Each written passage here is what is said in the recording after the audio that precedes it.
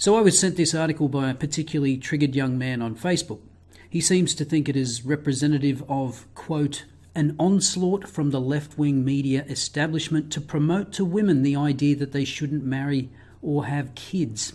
Well, I hate to break it to you, but feminists have been promoting that kind of rhetoric for decades, and it's no secret that marriage rates have been falling for decades. This chart of the US shows marriage has been on a steady decline since the 1980s. So I'm not buying that there is a sudden onslaught of this type of story in the media. If anything, the onslaught of narratives promoting the idea of avoiding marriage, which I have some sympathy for, is coming from the MGTOW community. But anyway, let's take a look at this new wave of WGTOWs. Single women choosing freedom, independence over relationships with men. Now that headline may annoy you, but remember it's a headline. They want you to click on it. The real question is, how many single women are choosing freedom and independence over relationships with men? Has there been a significant increase? Obviously, there are plenty of single men and women looking for relationships, as evidenced by online dating sites, or just take a stroll down to your local urban centre on a Friday, Saturday night. But alas, this article doesn't actually have any statistics that show some significant trend of women going their own way. As usual, it relies on anecdotes and some tangentially related data about women being more happier than men when single. And this is also a valid criticism of MGTOW. You see claims all the time about the number of men being red-pilled and going their own way, but there's a distinct lack of data to back those claims.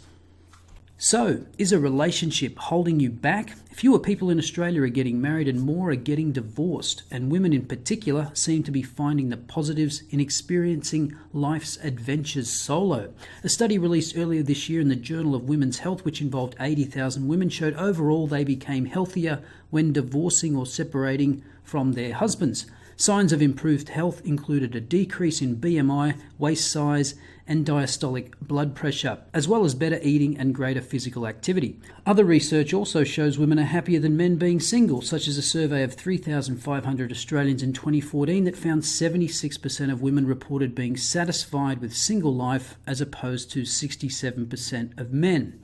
Well, wouldn't it be great to be a modern-day journalist? Just throw out statistics and studies without citing sources. Don't provide any links or authors' names. Just read and believe. Let's take the first part. Fewer people are getting married and more are getting divorced. This is the latest data from the Australian Bureau of Statistics. As you can see, there was a significant dip in 2015. Not exactly a trend though. There were more marriages in 2012 than 2011, a dip in 2013, then a jump in 2014, and a bigger dip in 2015. But if you bother to read the explanatory notes of the ABS release, you find this. In late 2015, a growing backlog of registrations within the Victorian Registry led to a larger than usual number of 2015 marriage registrations being delayed until 2016. This backlog, which was rectified by mid-2016, contributed to the low count of marriages in 2015 and will likely lead to a higher than usual count in 2016. For this reason, the ABS would recommend caution when comparing the 2015 count and rate with other years. And of course, raw numbers don't take account of population growth, and that's why you should use the marriage rate, which, as stated before, has definitely come down since the peak in the 1980s, but has been relatively stable in Australia since 2005, with the exception of the most recent year, which will probably reverse upwards in 2016. And in the case of divorces, in raw numbers, there were less divorces in 2015 than there were in 1995. And the rate of divorce has declined since 2005 and been relatively stable since 2011 with a slight downward bias. So there's the first part of your narrative shattered. Now we actually get to a journal cited here, but no article, title, no author, and I couldn't find it after looking. But I'm not surprised women feel better after divorce, because they usually do better out of divorces. I mentioned before this data from Bettina Arndt showing that of divorced men and women aged between 50 and 70, women are far more likely than men to own their own home. And we know that's not because they earn more. Now, I'm sure there are other factors. More women initiate divorce than men, so it's not surprising a greater proportion might be happier. Now, the other research alluded to from 2014, I'm fairly sure refers to online dating site RSVP's Date of the Nation report. Now, there is an updated 2015 report, so I'll use that. But before looking at this, I suspected that the results would be different depending on the age group. Older women would be happier than older men, but the gap would close the younger the age group. And that's about right. Older women were significantly more likely to be happy being single than older men, but for Generation Y, slightly more men said they were happier being single. And you can see the same trend by age for those saying they are not currently interested in a relationship. Now, after only half making her case, the journalist is going to resort to some anecdotes, and bizarrely, she cites the case of an Italian woman that married herself, as though that were a sign of mental health and happiness. You may remember the Australian woman that married a French bridge in 2013, and you can see why. And there have been a number of articles you may have seen in the past year or so about women marrying themselves. And whilst that might seem like a waste to some, I'd argue these nut jobs are doing everyone a favour by self-selecting themselves out of the dating pool. And now we get to the star of the show. Emma Dignan, 22, obviously a veteran in the dating stakes.